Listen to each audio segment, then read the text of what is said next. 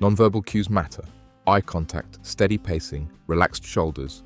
They all communicate self-assurance before a single word leaves your mouth. Presence reinforces the weight of your words. Assertive men don't chase agreement. They're comfortable standing alone when necessary.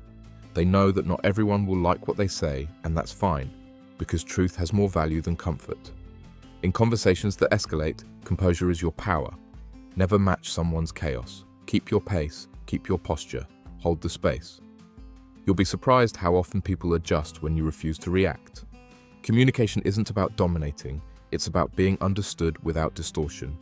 Practice saying less, but saying it better. Precision earns attention.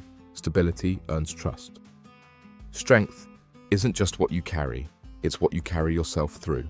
The strongest men don't always look the part at first glance, but spend 5 minutes observing how they move, how they breathe, and how they react under stress, and you'll see it. Power lives in composure. Physical training isn't about chasing aesthetics, it's about learning discipline.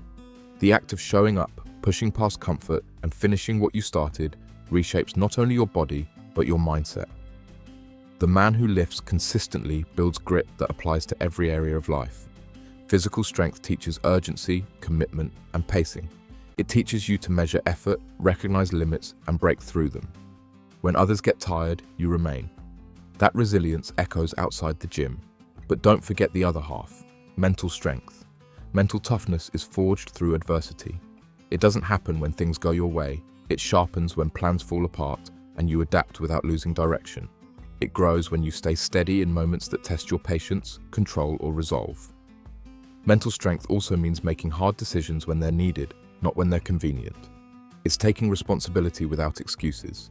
It's staying calm when noise surrounds you, and it's walking forward when uncertainty lingers.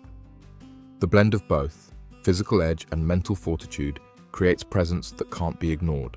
People feel it before you speak. They recognize the balance between calm and capability.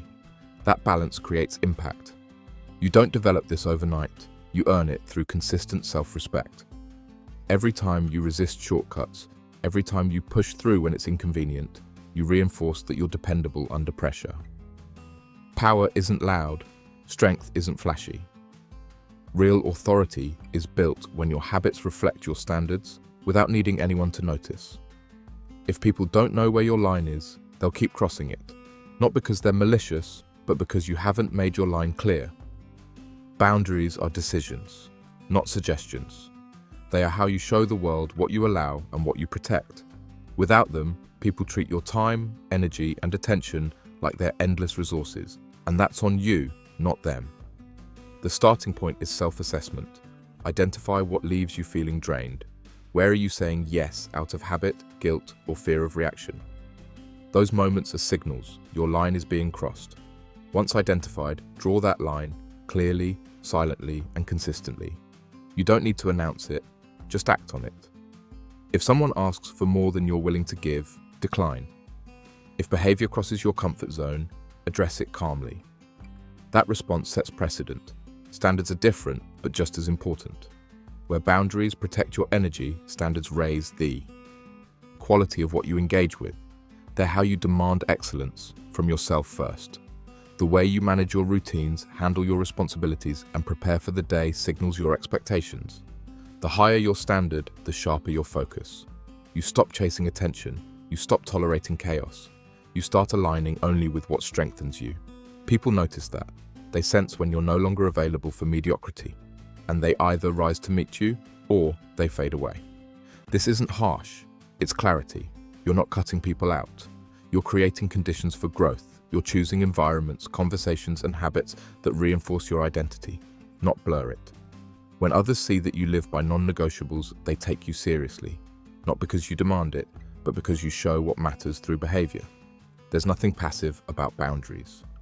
And standards are never accidental. They are tools of leadership. When used together, they sharpen presence and attract alignment. Want to be taken seriously? Make your limits known and live by them. Leadership isn't about position, it's about demonstration. The men who influence most aren't the ones who speak the loudest. They're the ones who act consistently, even when no one's watching. You don't earn trust by demanding it. You earn it through reliability.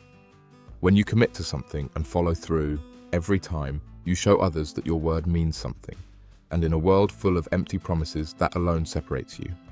Integrity doesn't announce itself. It's visible in your small, repeated decisions.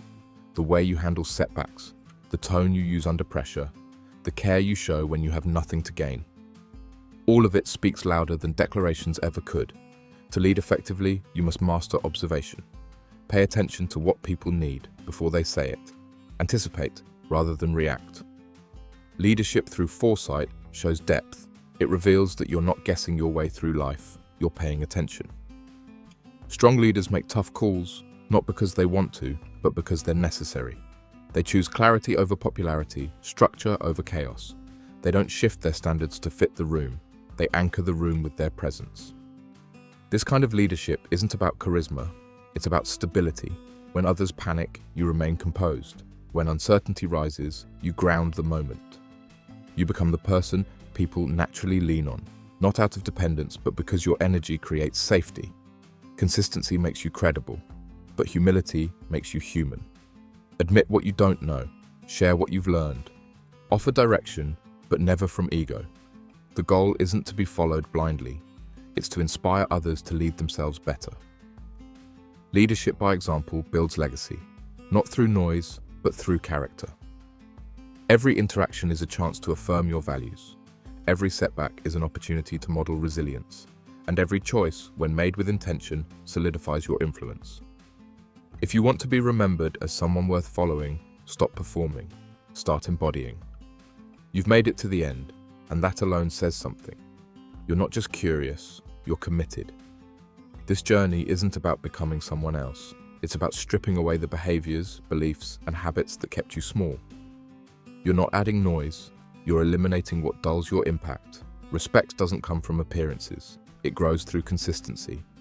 People observe how you treat time, how you respond under pressure, and how you carry yourself when nothing's at stake.